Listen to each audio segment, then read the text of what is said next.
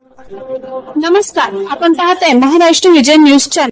अकोला शहरातील जवाहर नगर परिसरात विद्यार्थिनीची छेडछाड झाल्याच्या गंभीर घटनेने शहरात संतापाची लाट उसळली होती। क्लासला जात असताना अज्ञात तरुणाने विद्यार्थिनीची छेडछाड केल्याचा व्हिडिओ सोशल मीडियावर व्हायरल झाला होता। सदर घटनेची गांभीर्याने दखल घेत पोलिसांनी तत्काळ तपासाची सूत्रे हाती घेतली। सीसीटीव्ही फुटेज, तांत्रिक विश्लेषण आणि गोपनीय माहितीच्या आधारे आरोपीचा शोध सुरू करण्यात आला। अखेर पोलिसांनी संशयिताला ताब्यात घेत अटक करण्यात यश मिळवले।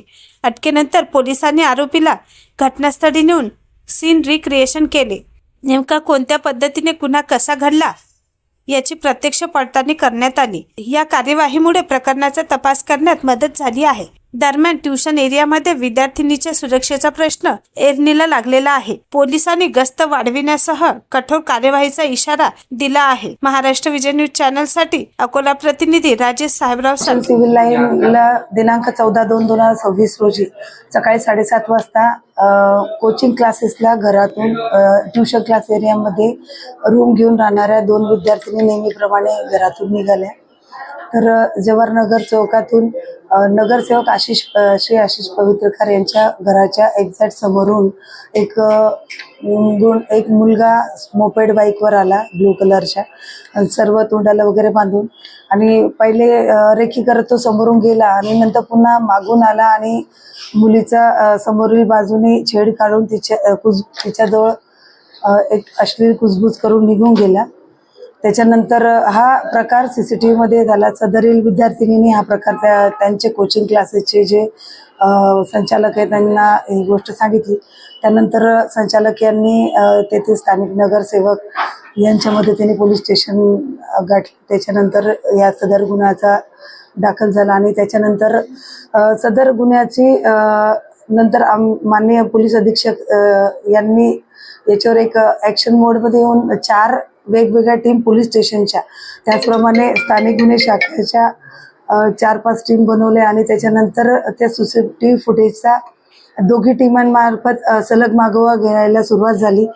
यात अंदाजे पोलीस स्टेशनच्या 150च्या वर आमच्या फुटेज आहे आणि त्याचप्रमाणे LCBचे सुद्धा 150च्या पार 200 पर्यंत त्यांनी फुटेज कलेक्ट केले आणि आरोपी जिथून आला त्या विरुद्ध दिशेने आणि एकाने त्या म्हणजे 2 दिशा ठरवून SP सरांनी प्रत्येक 2-2 तासात किती फुटेज झाले, कुठपर्यंत आला, असं सलग 3 दिवसापासून आमच्या सगळ्या लोकांनी अहोरात्र मेहनत घेतली। वेगवेगळ्या दुकान, मॉल, शॉपिंग मॉल जाऊन फुटेज प्राप्त केले आणि फुटेज नंतर एक गाडीचा नंबर ट्रेस केला।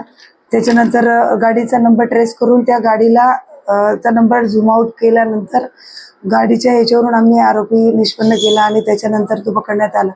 सदर आरोपीने असाच अटेम्प्ट केलाय असं ऐक्यू माहिती आहे, परंतु लोकांनी तो दाखल केला नाही आहे। या संदर्भात वेगवेगळ्या पोलीस स्टेशनला 110, 117ची मला वाटतं दापकी रोड पोलीस स्टेशनलाही कारवाई झालेली होती। त्याच्यानंतर आरोपी आम्ही आज ताब्यात घेतलेला आहे।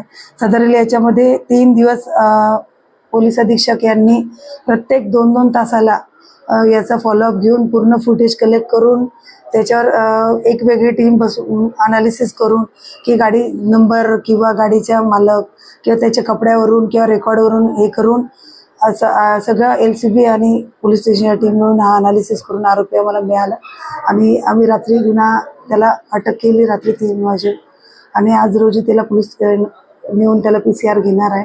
PCR मध्ये त्याला असे कुठे कृत्य केले आणि असे इतर ठिकाणी काही फुटेज आहे का याची माहिती काढतो, जेणेकरून आणि माझं फक्त एकच म्हणजे माननीय अधीक्षकांतर्फे आणि पोलीस दलातर्फे एकच सगळ्यांना आव्हान राहील की आमचे वरिष्ठांचे मार्गदर्शनामुळे आम्ही आज हा आरोपी एवढ्या टीम म्हणजे ताब्यात घेऊ शकलो आहे।